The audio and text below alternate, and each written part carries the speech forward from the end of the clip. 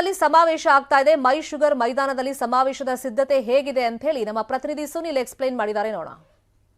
ಮೈಸೂರು ಭಾಗದಲ್ಲಿ ಕಮಲ ಅರಳಿಸಲೇಬೇಕು ಅಂತ ರಾಜ್ಯ ಬಿಜೆಪಿ ಹಾಗೂ ಕೇಂದ್ರ ಬಿಜೆಪಿ ನಿರ್ಧಾರವನ್ನ ಮಾಡಿರುವಂತದ್ದು. ಈ ನಿಟ್ಟಿನಲ್ಲಿ ಮಂಡ್ಯದಲ್ಲಿ ಇವತ್ತು ಯುವ ಮೋರ್ಚಾ ಸಮಾವೇಶವನ್ನ ಕೂಡ ಹಮ್ಮಿಕೊಂಡಿರುವಂತದ್ದು. ಹೀಗಾಗಿ ಸಾಕಷ್ಟು ಸಂಖ್ಯೆಯಲ್ಲಿ ಹಳೆ ಮೈಸೂರು ಭಾಗದಲ್ಲಿ ಇವತ್ತು ಕಾರ್ಯಕರ್ತರನ್ನ ಸೇರಿಸುವಂತ ಕೆಲಸವನ್ನ ಬಿಜೆಪಿ ಮಾಡ್ತಾ ಇರುವಂತದ್ದು.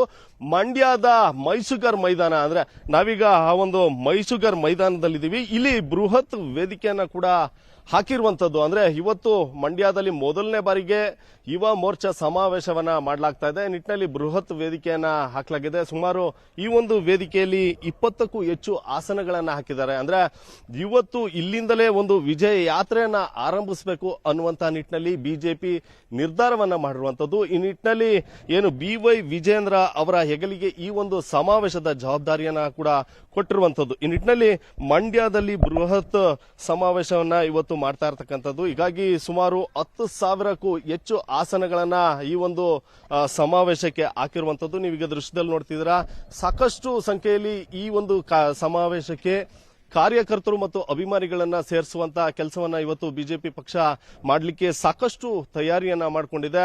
ಈ ಒಂದು ಸಮಾವೇಶಕ್ಕೆ ಚಾಮರಾಜನಗರ ಆಗ್ಬೋದು, ರಾಮನಗರ ಆಗ್ಬೋದು, ಮೈಸೂರು ಜಿಲ್ಲೆ ಆಗ್ಬೋದು, ಹೀಗೆ ಅಕ್ಕಪಕ್ಕದ ಅಂದ್ರೆ ಮಂಡ್ಯದ ಅಕ್ಕಪಕ್ಕದ ಜಿಲ್ಲೆಗಳಿಂದ ಸಾಕಷ್ಟು ಕಾರ್ಯಕರ್ತರನ್ನ ಕರ್ತರುವಂತ ಕೆಲಸವನ್ನ ಬಿಜೆಪಿ ಒಂದು ಯೋಜನೆಯನ್ನ ಅಂದ್ರೆ ತಯಾರಿಯನ್ನ ಮಾಡಿಕೊಂಡಿರುವಂತದ್ದು. ಇನ್ನು ಈ ಒಂದು ಸಮಾವೇಶಕ್ಕೆ ಸುಮಾರು 20,000 ಜನರನ್ನ ಸೇರಿಸ್ತೀವಿ ಅಂತ ಈಗಾಗಲೇ ಬಿಜೆಪಿ ಹೇಳ್ಕೊಂಡಿರುವಂತದ್ದು. ಹೀಗಾಗಿ ಸಾಕಷ್ಟು ತಯಾರಿಯನ್ನ ಮಾಡಿಕೊಂಡಿದೆ.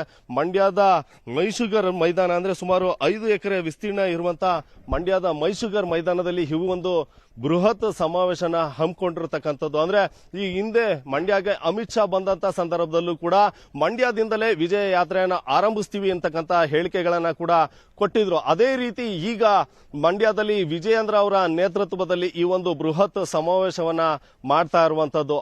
ಕ್ಯಾಮ್ರಾ ಪರ್ಸನ್ ಶ್ರೀನಿವಾಸುಲ್ ಜೊತೆ ಸುನಿಲ್ ಗೌಡ, ನ್ಯೂಸ್ 18 ಮಂಡ್ಯ.